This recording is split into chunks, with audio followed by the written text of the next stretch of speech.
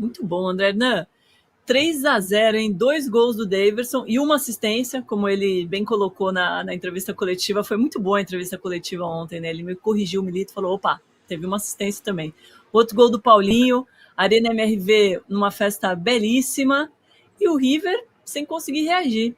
Ficou tudo tranquilo para o próximo jogo? Acho que assim, o River Plate é um time envelhecido, né? Respeitando completamente o que o meu amigo Lúcio disse ontem, né? Até perguntei para ele, falei assim, cara, esse time é um time envelhecido. E ele, não, é um time cascudo. Cascudo nada, é um time envelhecido, é um time que assim, pode até com nome e tal, mas hoje em dia não se joga mais com nome, gente. O Marcelo Gallardo chegou, mas não iria mudar. Pode até mudar o ânimo, pode até mudar a atmosfera, mas dentro de campo é um time que sucumbiu ao que é o Atlético Mineiro hoje, um time que amassa, um time que foi para cima. O Militão foi um treinador muito corajoso ao escalar o Daverson, né? Tinha muita dúvida se o Daverson iria ser aquela surpresa do segundo tempo, ou se iria começar. Muita gente em Belo Horizonte na prévia cravando, não, vai começar no segundo tempo, vai ser o homem do segundo tempo, vai mudar o jogo, mudar a cara do jogo, o River vai vir muito fechado, e não, o Milito foi muito corajoso, e um resultado elástico. O River não vai conseguir, não. O Galo está na final da Libertadores. É isso. Tô com você, André Hernan. E sabe quem tá com a gente também? Guilherme Frossá. Bom dia, tudo bem? Bem-vindo. Trazendo Tudo um pouco bem? dos bastidores desse jogo aí pra gente logo cedo. Tudo bem, Domitila? Bom dia para você, para o PVC, para o Hernan, meu parceiro. Estamos aqui. Dormimos pouco, mas estamos aqui para falar desse jogo do Galo, à disposição de vocês. Uma exibição, mais uma, excelente do time do Milito. Acho que esse jogo contra o River concorre com o jogo do Fluminense como o melhor jogo desse Atlético do Milito. Realmente um jogo acima do que eu esperava. Eu imaginava Daverson titular, mas a surpresa, no meu ponto de vista, foi a entrada do Vera no time para a saída do Otávio. Acho que o Milito fez isso muito porque sabia que o Atlético teria a bola em maior parte do tempo e o Vera tem essa construção com um pouco mais de facilidade e tá mais inteiro também, né? Porque não pode jogar a Copa do Brasil. O Otávio vinha da disputa do jogo intenso demais lá em São Januário. Então, obviamente, um jogo espetacular. Não acho que tá resolvido. Acho que é bom evitar esse tipo de discurso. Entendo o Hernan falar pelo que a gente viu dentro do campo, mas eu, como atleticano, além de jornalista, prefiro segurar, porque lá no Monumental vai ser muito difícil, mas o Galo, sem dúvida nenhuma, deu um passo muito importante. Ô, PVC, e o Galo pode ser o time dessa temporada, né? Porque tem a final da Copa do Brasil com o Flamengo, tem essa possibilidade de, por que não, vencer a Libertadores, e seria histórico. Seria mais ou menos como Bruna Teixeira Coelho, também conhecida como Gazeta das Perdizes, disse faz umas 3 semanas que o Galo vai ser igual ao Palmeiras de 2020, campeão da Libertadores e da Copa do Brasil. Pode ser isso mesmo, né? Bruna Teixeira Coelho, para quem não sabe, é minha filha, e que está falando isso. Exatamente faz 3 semanas que ela está dizendo isso. E pode acontecer exatamente dessa maneira. Tem algumas outras coincidências, né? Por exemplo, em 97, o Atlético ganhou a Conmebol, que é a velha Copa Sul-Americana, contra o Lanús na final. E o Cruzeiro ganhou a Libertadores. Neste ano, o Atlético pode ganhar a Libertadores e o Cruzeiro pode chegar à final da Copa Sul-Americana passando pelo Lanús. É o jogo de hoje à noite, jogo que eu vou fazer para o Paramount Plus. Eu fiz meu comercial. Tem coincidências desse tipo. Ontem a festa foi espetacular. Tive o privilégio de estar na Arena MRV, que é um estádio belíssimo, um estádio extraordinário. Tem muita coisa para fazer ali ainda, né? Especialmente a obra viária do lado de fora, demarcar onde são os portões, fazer passarela do lado de fora para atravessar o anel rodoviário. Tudo isso tem que fazer, mas o estádio é fantástico, o ambiente era muito, muito bom. Tem algumas reclamações da Conmebol não, de pessoas que trabalham para a Conmebol dentro de campo, de um ambiente muito hostil, de voar copo de cerveja, de ter uma afirmação de uma moça que estava dentro do campo atrás do gol, que voou a refeição inteira, voou a cerveja e voou o tropeiro em cima das pessoas que estavam atrás do gol.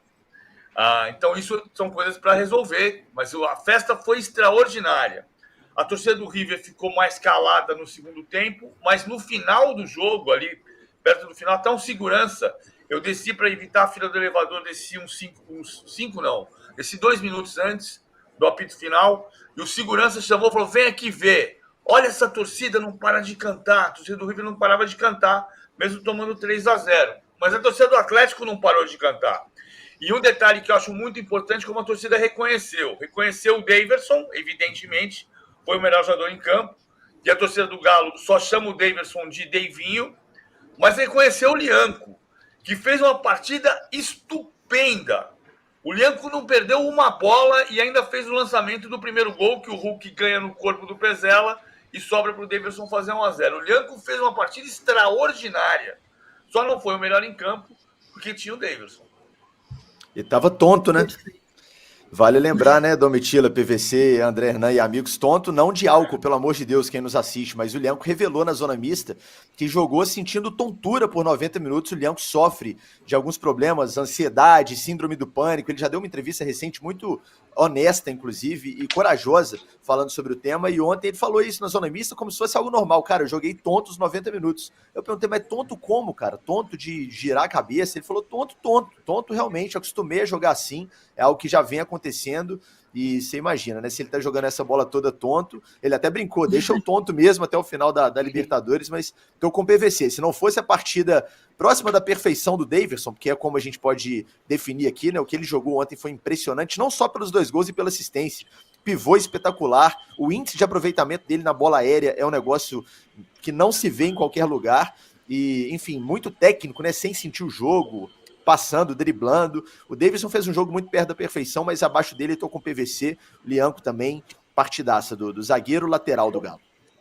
Muita gente mandando mensagem para você aqui no nosso chat, Guilherme, como Caio Franco, o Arílio Júnior, Frossá é fera, e muita gente, obviamente, falando do Deivinho, como o José Mendes falando, Deivinho, o terror. Daverson tem sorte demais. Diga, realmente, na Libertadores o homem vira, né? Se transforma, mas vamos lá, André Hernan e PVC também ia falar alguma coisa. Não, eu só queria dar um detalhe. O PVC falou do Lianco, o Gui falou aqui no começo da escalação do Fausto Vera, e o Daverson, que é o cara da noite. Vamos falar de uma janela que foi muito assertiva e pontual do Atlético Mineiro, que fez a diferença ontem. Foram 3 contratações muito assertivas. A chegada do Lianco, a vinda do Fausto Vera, que estava em baixa no Corinthians, era o terceiro reserva, e o Milito fez questão de buscar. Eu e o Gui, a gente trocou muitas mensagens durante a janela na questão da negociação do Fausto Vera. E a contratação do Daverson, porque a vinda do Daverson foi assim, no último segundo da janela, porque o Hulk machucou, e até era uma questão que tinha um prazo maior, e aí o Hulk, que é muito forte, se recuperou rápido, e o Daverson chegou e se adaptou muito rápido, já chegou fazendo gols. Então, assim, parabéns à diretoria do Atlético, parabéns ao Vitor, que hoje é o executivo, ao Scout, ao departamento de análise e mercado do Atlético Mineiro, que é um legado do Rodrigo Caetano, e a gente precisa falar isso aqui abertamente, que é um trabalho que o Rodrigo Caetano deixou muito bem planificado no Atlético Mineiro, e que faz a diferença. Olha a diferença que faz aí você ter um mercado muito bom, uma janela muito boa, num jogo como esse. Colocou o Atlético praticamente na final da Libertadores. PVC, manda. Eu ia só lembrar a questão disso, que o Hernan lembrou. O Daverson parece, hoje, especialmente hoje, depois de fazer 2 gols, tinha feito contra o Fluminense também, passa meio batido a história de por que o Daverson chegou. Então, e foi pela lesão do Hulk. Porque o Atlético queria um centroavante, buscou um centroavante, mas o momento não tinha mais quem chegar e o Hulk se machucou. E o Daverson estava em litígio com o Cuiabá. Então, surpreendentemente, o Atlético foi no Cuiabá e trouxe o Daverson. E foi um achado. Mas assim, porque parece uma coisa de dizer, porque eu precisava de um centroavante, porque o Hulk jogou melhor quando teve o Diego Costa por perto. Não, foi pela lesão do Hulk. Minha internet começou a tocar. Total, tem razão, PVC. O Atlético, como disse o André Hernan, fez uma janela do meio de ano muito assertiva. A gente lembra também que o Alonso foi outro que voltou, né?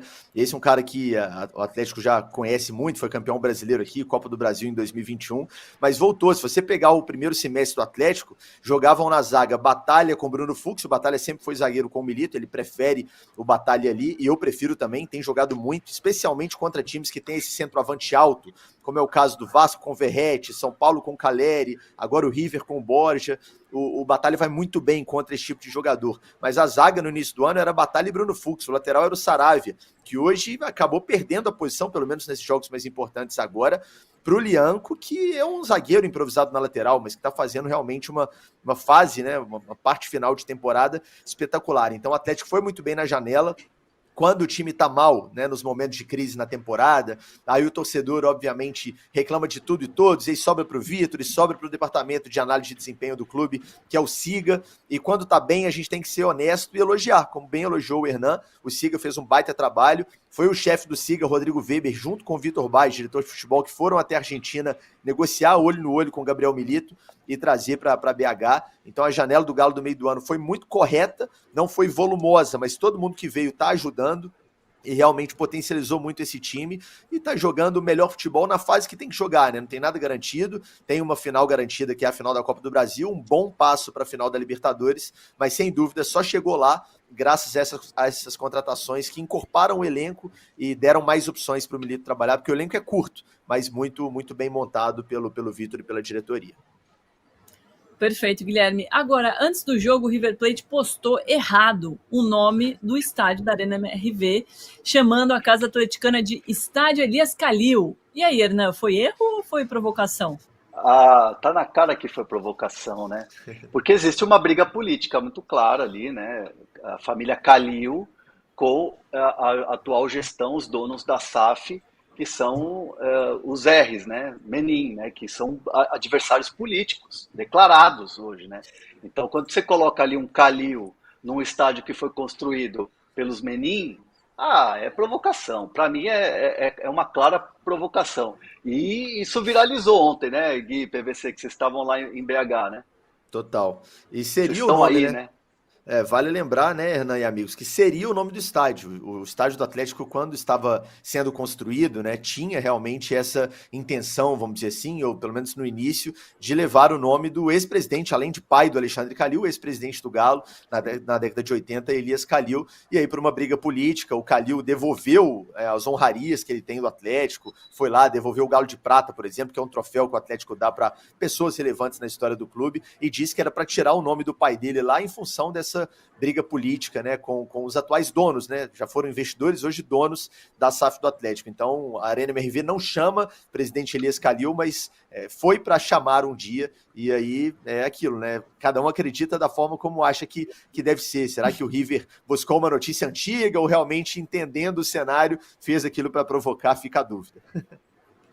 Quero saber o que vocês acham, chat. Vocês acham que foi provocação? E vocês gostariam de ter Daverson no time de vocês? O Couto Daniel diz que sempre achou o Daverson um bom jogador, que é muito subestimado. E aí, teria lugar no seu time? Obviamente, escreva qual time que é. E não esquece de deixar o like, que ajuda muito o nosso programa. Diga, PVC. A lembrança que eu tenho, Frostado, de repente eu estou errado, é que foi feito na calada da noite, numa reunião do Conselho Deliberativo, a retirada do nome de Elias Calil. O Alexandre Calil devolveu as honrarias, mas os Menin também fizeram no Conselho do Atlético a retirada do nome do Elias Calil, que foi o presidente nos anos 80, presidente do Hexacampeonato Mineiro, 82, 81, 82, 83, 78, 83, mas especialmente esse mandato final.